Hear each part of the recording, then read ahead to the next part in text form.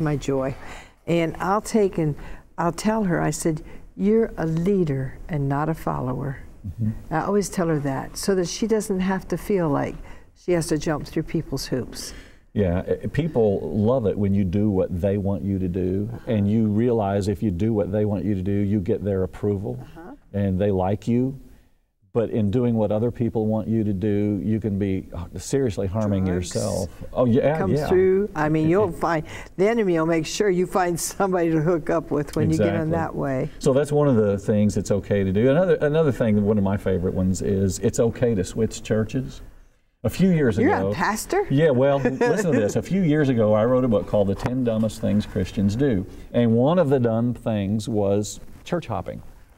Because I've known, as a pastor, I've known over the years so many people that just bounce from church to church. Every year or two, they're on this quest to find the perfect church. But the problem is they never settle down and get involved and invest themselves in the local church, and therefore they never really make a contribution to ministry. And so in that book, I talked about how it's such a dumb thing to jump from church to church. Every year or two, you need to settle down and get involved. Well, I started getting emails from people who felt like they really needed to switch churches, go to a different church. But now I had made them feel guilty with this chapter in this book. Oh, no. So I come back in this book and say, hey, it's okay in some situations to switch churches. And I list a few of those. For example, if you wake up one day and realize that your preacher's not preaching the truth, he's not preaching the Bible, maybe you need to find a different church. Or maybe your church has relocated. You know, a lot of churches now move around and build buildings and buy property, and it could be that when you started attending a church, it was 2 miles down the road. Now it might be 20 miles down the road, and it's hard for you to be there and be involved. That would be a legitimate reason to switch churches.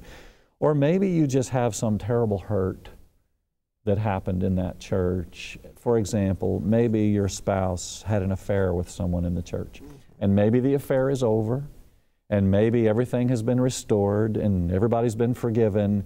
But still, you might not want to go to church every Sunday and see the person your husband cheated with, you know, and it might just be more healing for you to find a different church to attend. And so there are times when it's okay to switch churches, and I felt like I had to make that clear to people because of one of my other books, which really was kind of hard on church hoppers. Well, and I think it's okay to switch churches. If you're not happy and you're causing people in that church not to be happy as a pastor, I said, well, maybe you better no. Well, sure. There are good reasons to switch churches. My problem is not with people who switch churches. It's hopping. It's church hopping, where you're switching every year. So many or every church hoppers. But, you know, a lot of times people, it's themselves. They're not happy with themselves. And so maybe it's the guilt. But they're not happy with themselves. So they don't get their happiness fulfilled anywhere, and that's why they hop. Well, you know, and as a pastor, I'll give you a little pastoral secret or insight here of what I've seen over the years. There are a lot of people, they can only last about a year or two in a church because that's as long as they can hide. You know, a lot of people come into church and they've got the facade on and the mask on, and they're not really who they want you to think they are. But after a year or so, you get to know some of these people, they're exposed. And so now they have to go to a new church and start all over again. And they don't, you know, so I think that's part of it too. I like this sense, the Lord told me. Yeah, right. Exactly. Well, and another one I've heard is, well, I've got to change churches because I'm not being fed in this church. Come on. And my question there is, so you think you need to be fed? I always thought when you have a baby, you teach it to feed itself. Yeah. I mean, it's one thing if you're feeding a 3-month-old baby, it's another thing if you're feeding a 30-year-old man. You know, at some point he needs to be able to feed himself.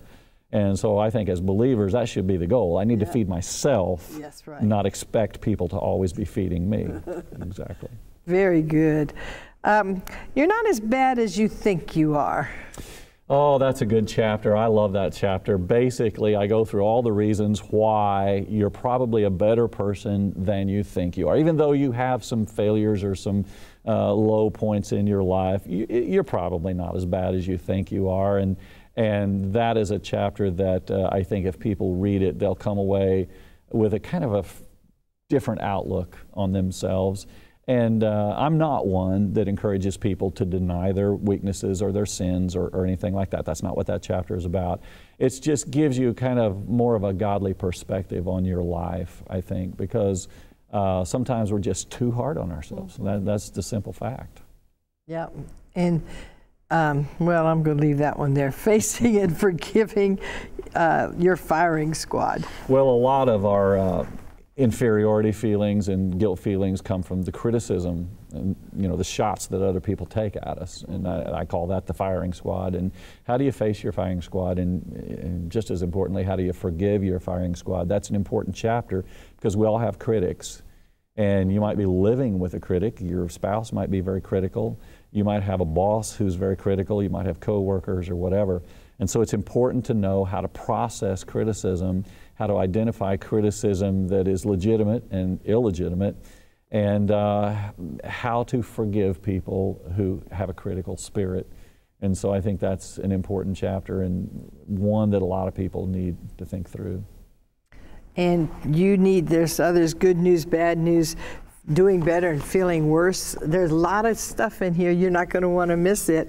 And this book is, listen to this, I like this. Over 30 years, I've watched a steady parade of slumped shoulders believers staggering into my office, collapsing on the couch, and bursting into tears. And that's what this book was written out of. To help people find freedom from that oppression of guilt. And I hope it ministers to people in that way. So call and get this book, Let It Go. We've been talking with Pastor Mark Atteberry. I hope you've enjoyed it. We'll see you next time. Bye-bye. The past is something that everyone has. Many feel proud of what has been accomplished in it, while others struggle to be set free from it. Let It Go by Mark Atteberry teaches you to do just that, with guilt from the past being a powerful snare that prevents you from moving forward. Let It Go empowers you, the reader, to break the awful cycle of bondage and live a life free from the past. Today is your day to end the punishment of your past mistakes and be lifted out of the pit of despair and truly be set free from the past. Let It Go is available to you today for this special buy the book offer of $12.99. Simply call 888-725-8033 and request offer number 249. Buy the book today.